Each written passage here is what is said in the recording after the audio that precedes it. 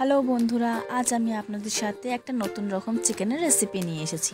এটা খুবই তাড়াতাড়ি রেডি হয়ে যায় আর খেতেও খুব ভালো লাগে। এটা রুটি বা পরোটার সাথে খেতে খুবই ভালো লাগে।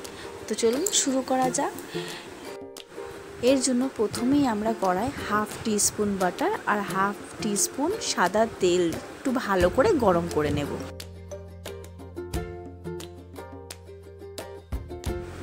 তেল আর বাটারটা আমাদের ভালো করে গরম হয়ে গেলে ওতে আমরা 6 থেকে 7 পিস কাঁচা লঙ্কা চিড়ে দিয়ে দেবো। এই রেসিপিটা একটু ঝাল ঝাল হয়, তাই লঙ্কা আপনারা বেশি দেবেন। তারপর আমরা এতে চিকেনটা তুলে দেবো। আমি এতে 250 গ্রাম মতন চিকেন নিয়েছি। সেটাকে কাঁচা লঙ্কার সাথে ভালো করে একটু নাড়িয়ে চাড়িয়ে ভেজে নেব।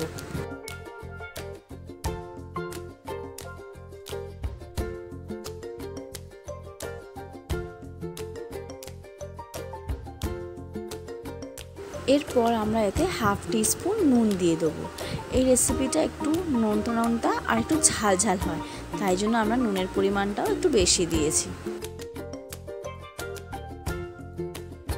তারপর আমরা এটা কিছুক্ষণ নেড়ে চেড়ে 2 মিনিট মতন ঢাকা দিয়ে এটাকে রান্না করে নেব।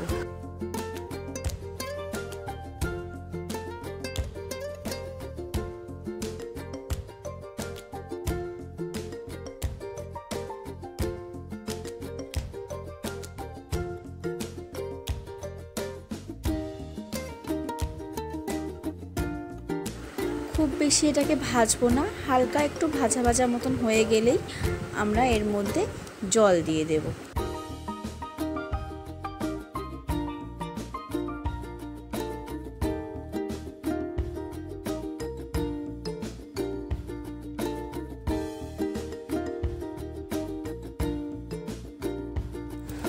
আমি এতে ছোট বাটির 1 বাটির মতন জল দিয়েছি, কেননা এই জলটার মধ্যে চিকেনটা সিদ্ধ হবে, সিদ্ধ হয়ে জলটা কমে যাবে।